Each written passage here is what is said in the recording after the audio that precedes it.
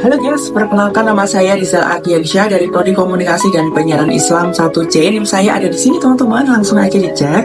Dan aku sebelum masuk materi, aku mau bagi-bagi giveaway voucher dari Klinik Dr. Anang WIB. Kalau sekalian yang telah setia mendengar lagu-lagu dari aku, jadi aku tuh mau lagu single dari aku, walaupun karya lokal, tapi kalian tetap hargai. Nanti kalian SS kalau kalian telah mendengar lagu aku, untuk 5 orang tercepat dapat voucher potongan 100.000 dari Klinik Dr. Anang WIB Nganjuk teman-teman. Bisa kalian gunakan untuk treatment facial ataupun yang lainnya teman-teman. Yuk langsung aja cekidot sekarang juga. Nah, caranya mudah nih teman-teman. Kalian screenshot kalau kalian telah mendengar lagu aku, nanti bakalan aku dapetin voucher potongan 100.000. Nah, ini dari materi komponen sampai dengan komunikasi verbal dan non-verbal nih. Dari sebelum UTS kita rangkum nih teman-teman. Teman-teman, salah satu tadi kita tuh mau belajar apa nih teman-teman? Yang pertama kita tuh mau memenuhi tugas UTS dari Miss Ajeng. Yang kedua aku juga mau seru-seruan aja bikin video kayak gini teman-teman ya. Karena bikin video itu seru loh teman-teman. Ya langsung aja kita masuk ke materi hari ini. Apa sih itu komunikasi teman-teman? Oke, paling langsung itu yang paling dasar ya. Komunikasi itu sangat penting banget nih bagi kehidupan kita teman-teman. Pasti ada di antara kedua kita ya. Komunikasi adalah proses penyampaian informasi antara dua pihak atau lebih teman-teman ya. Bisa lewat kata-kata, gambar, dan bahkan gerakan. Bahkan kalau kita komunikasi pakai kode Morse, pasti bingung ya kan? Itu berarti apa? Kayak main belak-belakan tapi nggak dibayar nih teman-teman. Ya langsung aja kita lanjut ke materi berikutnya. Nah teman-teman, lanjut aja kita ke komponen komunikasi teman-teman. Kita langsung aja geser karena waktu kita dibatasi cuma 10 menit teman-teman. Apa sih itu komponen komunikasi? Itu ada beberapa komponen seperti pengirim, pesan, saluran, penerima, umpan balik. Jadi tweet mapping itu sudah aku sediakan teman-teman. Jadi kalau mau coba tweet mapping harus utarakan hashtag dari aku ya, biar aku tidak rugi. Kalau pengirim itu siapa yang mengirimkan pesan? Kita ambil singkatnya saja. Untuk pengirim itu siapa yang mengirimkan pesan teman-teman ya. Seperti misalnya nih Rizal mau kasih tahu kalian atau mau kirim pesan. Itu tuh kita ada pesan juga. Pesan itu apa yang ingin kita sampaikan. Berarti bukan berarti makanan ya. Terus ingat pesan yang akan disampaikan. Terus saluran itu cara penyampaian pesan seperti misalnya WA, telepon ataupun langsung teman-teman. Juga ada penerima, siapa yang menerima pesan. Semoga kalian semua tuh jadi penerima yang baik teman-teman ya.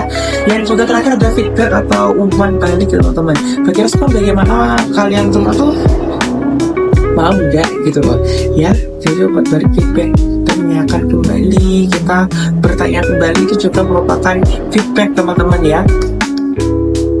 Lanjut saja kita langsung ke fungsi komunikasi teman-teman ya. Ada juga nih fungsi komunikasi itu banyak sekali. Ini benar sudah aku sebarkan, tapi aku mau jelasin sedikit ya. Ini juga sebagai aku mau nambahin, kalian juga baca. Ini juga ada fungsi informasi, yaitu menyampaikan fakta atau berita. Kayak ada yang bilang saya itu lagi diet teman-teman, tapi aku sudah saya bukan dia, lebih ke menikmati makanan sehat teman-teman ya. Ada juga fungsi ekspresi, yaitu menyampaikan perasaan seperti aku sayang kamu. Itu penting guys. Dan juga ada juga ini aku mau nambahin fungsi persuasi, itu mempengaruhi orang lain. Misalnya mendorong teman itu lakukan olahraga. Tidak biar enggak jadi remaja jompo teman-teman ya, begitu. Selanjutnya ada juga prinsip komunikasi. Ini ada 12 prinsip komunikasi yang aku cantumin, tapi aku mau ambil sumbernya saja. Ini ya, untuk aku sendiri prinsipnya komunikasi itu adalah komunikasi itu dua arah. Nggak bisa cuma ngomong doang, harus ada respon. Kecuali kalau kalian lagi ngobrol sama cermin. Aku ngobrol sama kalian. Jadi dia sesuaikan dengan audiens. Ya, ngomong itu harus ke teman, beda ya. Kita tuh ngomong dengan orang tua dan teman. Antara orang tua harus gue, jadi kita kena pok gitu teman-teman. Dan komunikasi itu harus jelas, jangan sampai pesan yang mau disampaikan kayak puisi, bingung sendiri teman-teman ya. Jadi jangan sampai kayak puisi, jadi ini muka-mukaku gitu. Ada juga empati, cobalah untuk memahami perasaan orang lain. Bayangkan kamu lagi di posisi mereka teman-teman. Dan jika itu ada pendengarkan dengan aktif, ingat ya, mendengar itu juga komunikasi. Jangan cuma jadi patung teman-teman ya. Selanjutnya juga ada tentang komunikasi ya. Terus ada potensi bisa kita salah paham, misalnya gangguan fisik seperti suara bising. Nah, kayak aku berarti tag video tuh dekat jalan raya, jadi ada suara bisingnya teman-teman. Bayangkan karena lagi nonton tiba-tiba ada suara bom dari panci, aduh, jadi terkena noise nya teman-teman. Ada juga hambatan emosional seperti kita lagi marah berkomunikasi mesti ngomongnya juga beda teman-teman ya. Nah, oke, lanjut aja kita ke persepsi. Kita ngebut sekali ya materinya ya. Persepsi, sekarang kita lagi bahas persepsi, menafsirkan informasi yang kita terima. Misalkan aku dulu menganggap Miss Ajeng itu judes, Miss Ajeng itu garam atau gimana, karena dari rekomendasi informasi yang aku terima dari cutting. Tapi ternyata setelah aku diajar Miss Ajeng yang pertama agak deket, ternyata orangnya ceria, orangnya enak gitu loh cara penyampaian materi, jadi aku tuh cepat paham gitu kalau diajar sama Miss Ajeng gitu. Kalau dulu kan aku menerima informasi dari cutting kalau Miss Ajeng tuh sebenarnya orangnya ya enak teman-teman, tapi ternyata orangnya ceria, enak, cantik, baik semuanya, ya kan? Yang terakhir itu ada di komunikasi verbal dan non verbal yang kita di komunikasikan tadi, dijelaskan sama Elvina pas presentasi tadi ya. Ada komunikasi verbal dan non verbal. Komunikasi verbal itu yang menggunakan kata-kata, sedangkan non verbal itu menggunakan ekspresi wajah, gerakan tubuh, dan makan yang dia bicara.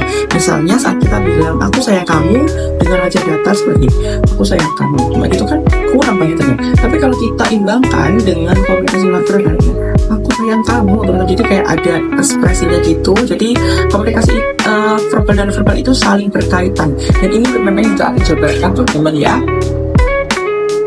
Jadi gitu, jadi saling berkaitan verbal dan verbal. Kalau verbal itu kata-kata, tapi kalau kita kata-kata doang nggak ada ekspresinya, nggak ada non verbalnya, jadi nggak cocok dong. Jadi kayak monotone gitu. Ini aku lagi mengambil kasusnya teman-teman. Kasus yang aku buat itu ada di ini yang berkaitan dengan persepsi tentang seorang ibu tetangga basah mencuri makanan di sebuah supermarket ya. Ini kejadiannya viral sekali. Pihak keamanan supermarket memvideokan kejadian tersebut, dan video ini kemudian diunggah ke media sosial. Reaksi publik pun beragam, dengan sebagian besar netizen mengasihani ibu tersebut, dan ada juga yang menganggapnya sebagai tindakan kriminal karena ibu itu sudah mencuri. Nah, dari analisis kasus ini itu mendapatkan analisis persepsi yang berbeda-beda, dan ada yang mengasihani ibu tersebut, ada juga yang tetap membiarkan kalau ibu itu tindakan mencuri itu adalah kriminal. Jadi kalau kita tuh memiliki persepsi yang berbeda-beda ya, nggak mungkin kita persepsinya tuh positif semua, karena netizen kita tuh macam beragam teman-teman. Ada juga yang mengatakan proses itu kasihan sama ibunya karena ibu itu mencuri susu untuk anaknya ya, karena ibu itu terjadi kemiskinan di hidupnya ya, karena disahkan ekonomi. Dan yang orang tua itu mengasihan, karena kalau kita bandingkan dengan koruptor yang ada di Indonesia itu tidak sebanding, hukumannya juga sama nih teman-teman. Jadi kayak banyak warganet atau netizen itu yang kasihan sama ibu itu nih teman-teman ya. Jadi kayak persepsinya ada yang kasihan, oh mungkin ibu itu disahkan ekonomi lah, ibu itu kasihan dengan anaknya ya. Tapi tak jarang juga ada yang menganggap kalau ibu itu mencuri itu tetaplah tindakan kriminal. Bahkan untuk pemerintah tetangganya kayak ya tetap tindakan kriminal ya, nggak bisa dimaklumi. Karena mencuri itu katanya tuh mencuri itu tanpa aja dan gampangan, kalau kita gampang kumat gitu teman-teman. Jadi ya gimana nih pendapat kalian? Silahkan komen di bawah ya teman-teman ya. Kita bisa komen-komen teman-teman ya. Persepsinya tuh wow, pandangannya tuh beda ya. Kalau pandangan dari aku, rasanya dari aku, mungkin kalian semua yang mau menyanggah silahkan komen di bawah, karena ibu itu kasihan sekali ya. Mungkin kita harus hukumannya itu nggak boleh disamakan dengan koruptor yang korupsi ber-MM-an gitu ya. Jadi harus apa ya, maksudnya kayak tindakan ya, memang tindakan mencuri itu tidak bermoral atau tindakan kriminal. Tapi kalau kita lihat dari sudut pandangku, ibu itu kasihan untuk mencuri susu itu untuk kebutuhan anaknya ya, karena ibu itu kena disahkan ekonomi. Jadi aku menganggapnya agak kasihan, tapi untuk hukuman tetap ada, apapun perbuatan itu ada konsekuensinya gitu.